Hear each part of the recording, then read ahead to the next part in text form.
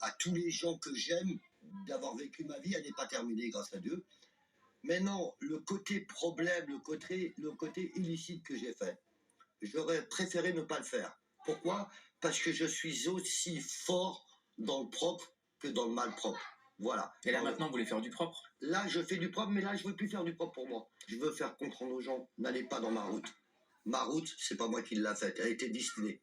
Votre surnom, c'est l'élégant? Marco l'élégant, ouais. Là, on voit toujours très bien sapé, élégant. Il y a un styliste qu'on voit dans le documentaire. Est-ce que quand vous aviez pas d'argent, c'était pareil? C'était mieux. Mais il y a un problème. C'est que j'ai toujours eu de l'argent. Pourquoi? C'est parce que j'ai toujours travaillé. D'avoir de l'argent, qu'on gagne 1000 euros, 500 euros ou 100 000 euros, c'est de l'argent. Est-ce que l'être élégant, c'est votre costume de travail? Non, c'est mon quotidien. D'affairiste, justement, pour qu'on vous croie. Est-ce que ça fait partie du truc? Bien sûr, je suis là qu'à inventer que l'habit fait pas le moi. C'est comme un magicien, en fait, ça fait partie du costume. C'est énorme, c'est bien sûr que l'habit, c'est comme je peux tutoyer, ça t'embête pas? Ça veut dire quand je vais au restaurant, tu vas dans une boîte. T'es habillé comme t'es habillé. Bon, oublie que t'es Mouloud, hein.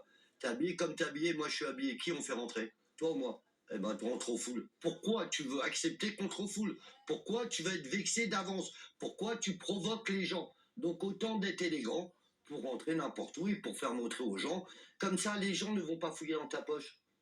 Parce que quand t'es mal habillé, ils veulent savoir qui tu es. Mais là, on n'a pas besoin. L'argent, on en a tous donné pendant la crise sanitaire pour soutenir les hôpitaux. On a fait un effort supplémentaire. On a tous applaudi le personnel soignant pendant le confinement. Je ne sais pas si vous aussi, vous avez applaudi.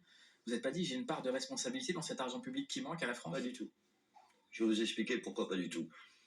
Pourquoi on a attendu? Parce que là, c'est bravo, hein, parce que c'est toujours le dernier mot qui gagne. Pourquoi on a attendu le dernier moment où il y a des morts, où il y a des problèmes, où il y a des maladies pour donner de l'argent? Avant le corona, tout le monde est descendu dans la rue pour avoir de l'argent, pour avoir des hôpitaux. Et là, on veut me reprocher quelque chose qui a eu le corona. Alors j'ai pris de l'argent, donc j'ai pas payé des lits d'hôpitaux. Non. Quand on fait quelque chose, on fait d'entrée. Quand on veut, pourquoi on attend que les gens meurent? C'est comme la chanson Aimons-nous vivants. Mais elle est belle cette chanson. Aimons-nous vivants. Le pauvre, on le détestait une fois qu'il est mort. Ah, il était gentil, oh, il était super. Oh là là, quel bonhomme. Mais non, c'est pareil la crise sanitaire. La crise sanitaire, on a débloqué des milliards d'euros une fois qu'il y a eu des morts. Mais faites-le avant. C'est ça qu'il faut comprendre. Ça veut dire que les gens, ils ont un problème. C'est toujours le dernier mot qui gagne. Non, moi, je sais pas le dernier mot qui gagne. Donc pour vous, l'argent public, c'est de l'argent qui n'existe pas. C'est de l'argent magique. Bah alors, je vais vous dire quelque chose. C'est pas de l'argent magique. On a donné beaucoup d'argent. Macron a donné des millions d'euros, des milliards d'euros.